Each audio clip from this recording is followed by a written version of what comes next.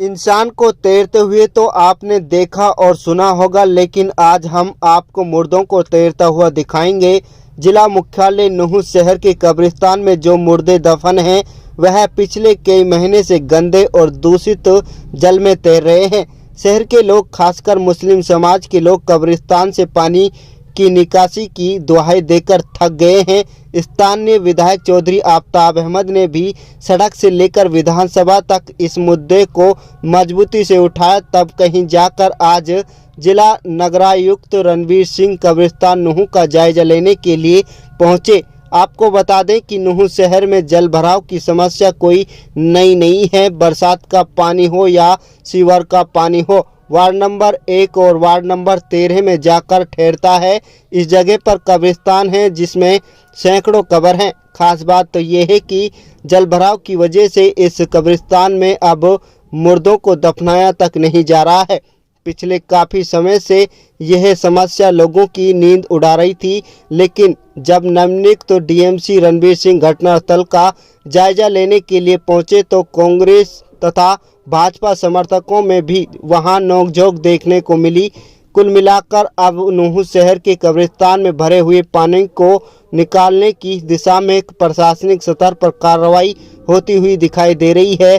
अब देखना यह है कि डीएमसी के दौरे के बाद कई महीने से भरे इस गंदे पानी को कब्रिस्तान से कैसे और कब तक बाहर निकाला जाता है और कब्रिस्तान में भविष्य में पानी ना भरे, इसके लिए जिला प्रशासन क्या स्थायी समाधान निकाल पाता है। जब डीएमसी रणवीर सिंह घटनास्थल का जायजा लेने पहुंचे तो उनके साथ नगर परिषद अध्यक्ष संजय मनोचा और कई दलों से जुड़े हुए नगर पार्षद भी मौजूद रहे। कब्रिस्तान व शहर की ग्रांट को लेकर भी कांग्रेस तथा भाजपा के समर्थक पार्षदों में वहां पर कहासुनी तक की भी नौबत आ गई। कुल मिलाकर जल्द ही अब मुर्दों को गंदे पानी में तैरने से आज़ादी मिलती हुई दिखाई दे रही है, क्योंकि जिला प्रशासन ने अब इस दिशा में कम से कम कदम उठाने शुरू कर दिए हैं। लोकसभा तथा विधानसभा चुनाव नज़दीक हैं और आने वाले इस दोनों चुनाव में नुहू शहर के कब्रिस्तान में भरे बरसाती व गंदे पानी का यह मामला चुनावी मुद्दा भी बन सकता है। इसलिए देर से ही सही, कम से कम सिस्टम ने कब्रिस्तान में भरे हुए पानी की सुध लेनी शुरू कर दी है, जिससे लोगों को अब राहत मिलती हुई दिखाई दे रही है। हद तो तब हो गई जब पार्षदों के बीच गाली गलौच तक की भी नौबत आ गई। अगर वहां मौजूद कुछ लोग बीच बचाव नहीं कर पाते तो जूतम पेजार से भी इनकार नहीं किया जा सकता। देखो, डीएमसी अब नए आए हैं हमारे पास, पिछले जुम्मा को इन्होंने ज्वाइन किया है। ये समस्या काफ़ी वर्षों से है और सीवरेज की वजह से ये सारे नाले टूट चुके हैं और सारा गंदा पानी और बरसात का पानी वार्ड नंबर 1 और वार्ड नंबर 13 ये सारा इकट्ठा होया पड़ा है, जलमग्न हुआ पड़ा है। लास्ट ईयर जो विधानसभा में आवाज़ उठी थी उसको तुरंत प्रभाव से यहाँ मोटर लगवा के 5 दिन पानी में निकाल दिया गया था।